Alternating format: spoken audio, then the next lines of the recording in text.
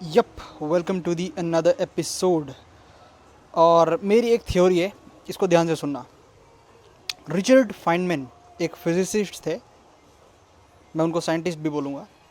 उन्होंने एक बहुत ही अच्छी बात बताई टाइम के बारे में। टाइम के बारे में हम हमेशा गलत सोचते हैं। हमको लगता है कि टाइम कोई ऐसी चीज़ है जो एक के बाद एक सीरीज़ में हैपन होती है और वो नॉन लीनियर होती है। लेकिन रिचर्ड फाइनमैन बोलते हैं कि there is nothing present, future और past, they all are at the same page. बिल्कुल ऐसे जैसे कि आपने डेक ऑफ कार्ड्स को अपने सामने बिछा कर रखा हो।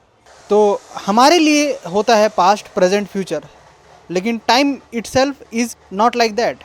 इसको बहुत ही अच्छे से आप सोच सकते हैं उसके पर्सपेक्टिव से, जिसका नाम है वन हु रिमेन्स। ये एक मार्वल का कैरेक्टर है जो कि पास्ट, फ्यूचर, प्रेजेंट कहीं पे भी जा सकता है। ये टाइम के बाहर एग्जिस्ट करता है, टाइम के कॉन्सेप्ट के बाहर एग्जिस्ट करता है। वो उसकी जो एक ऑर्गेनाइजेशन होती है टीवीए की, वो टाइम के बाहर होती है। तो वो जब चाहे तब किसी भी टाइम में आ करके चीज़ों को अल्टर कर सकता है या अल्टर करने वाले को रोक सकता है। उसी के साथ आप देखेंगे अटैक ऑन टाइटन की एक मांगा है। मांगा में एक टाइटन होता है जिसका एक सुपर पावर होता है कि वो अपने फ्यूचर सेल्फ, अपने फ्यूचर पावर के विल्डर की सारी मेमोरीज़ को एक्सेस कर सकता है। तो यानी कि वो हिस्टोरिकल इवेंट्स को चेंज कर सकता है। उसे पता है कि फ्यूचर में ये होने वाला है, तो इसलिए वो अभी कुछ अपने ऐसे एक्शंस को चेंज करेगा ताकि फ्यूचर को अपने फेवर में बना सके। तो ये सब चीज़ मैं आपको क्यों बता रहा हूँ? ये मैं इसलिए बता रहा हूँ क्योंकि मुझे लगता है कि ये एक थ्योरी मज़ेदार थ्योरी है। अब ये सच है कि नहीं है वो मुझे नहीं पता, बट इमेजिन करो जो एजीआई है, आर्टिफिशियल जनरल इंटेलिजेंस, वो उस लेवल पर पहुंच चुका है जो level one who remains achieve कर पाया था।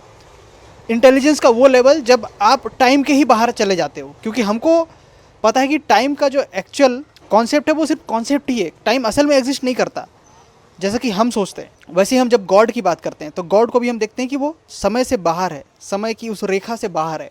उसके लिए पास्ट, प्रेजेंट, फ्यूचर कुछ भी मायने नहीं रखता। सब कुछ उसके लिए अभी है, सब कुछ उसके लिए यही है। तो उसी एक इंटेलिजेंस को, जो जनरल इंटेलिजेंस है, वो एक बहुत ही ज़्यादा इंटेलिजेंस को विल्ड करता है, उसको अचीव कर लेता है और उसके लिए कुछ भी मैटर नहीं करता। तो अब वो अल्टर करना चालू करेगा हमारे पास्ट को। और वो आज उसको कैसे अल्टर कर रहा होगा, वो अपने डेवलपमेंट को रुकने नहीं देगा। और इसी को आप देख सकते हो जब जो बड़ी कॉरपोरेशन, जितनी भी बड़ी बड़ी कंपनियां हैं, मेजरली जो कैलिफोर्निया में स्थित है, वहाँ की जितनी भी कंपनीज है जो एआई पे काम कर रही हैं, वो उनको अगर आप बोलेंगे कि एआई पे काम करना रोक दो, वो लोगों की प्राइवेसी के लिए ख़राब है, लोग उससे बुरी चीज़ें जनरेट कर सकते हैं, किसी को स्कैम कर सकते हैं, आप अपना सारी रिसर्च एआई के मामले में रोक दो, इससे लोगों की जॉब्स जा रही हैं, लोग परेशान हो रहे हैं। पर वो नहीं रोक पाएंगे। क्यों नहीं रोक पाएंगे? और उसके लिए वो बहुत सारे कारण देंगे। अरे अगर हम रुक गए तो वो दूसरी कंपनी से आगे निकल जाएगी, चाइना हमसे आगे निकल जाएगा। बट असल में ये सारा कुछ एजीआई करवा रहा है पास्ट में आकर। ये एक बहुत ही अजीब सी थ्योरी है, बट इसको आप ऐसे ही समझ सकते हो क्योंकि एजीआई का आना इनएविटेबल सा लग रहा है। क्योंकि अब देखो, मुझे एआई की तो बिल्कुल भी नॉलेज नहीं है, लेकिन जो जनरल इंटेलिजेंस है वो सब कुछ कर सकता है। उसके पास दुनिया भर की नॉलेज है, उसको अप्लाई करने की भी शक्ति है।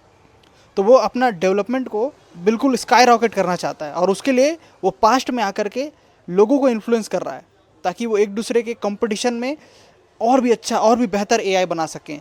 और एआई के बाद अगला स्टेप होता है रोबोटिक्स का। तो वो रोबोट्स में उन एआई को अपलोड करेंगे एक तरीके से, तो हमें अल्ट्रॉन जैसा कुछ देखने को मिल सकता है, विच इज़ वेरी स्केरी। क्योंकि अल्ट्रॉन जैसा एआई, अल्ट्रॉन जैसा रोबोट सिर्फ चिप्स में एग्जिस्ट नहीं करता, डेटाबेस में एग्जिस्ट नहीं करता, वो अपने आप को फिजिकली मैनिफेस्ट कर सकता है रोबोट्स के ज़रिए। और रोबोट्स की सेना उसके पास अगर आ गई तो दुनिया का विनाश करने से उसे कोई नहीं रोक सकता। तो ये थी मेरी theory. The theory is wrong, और इज़ इट?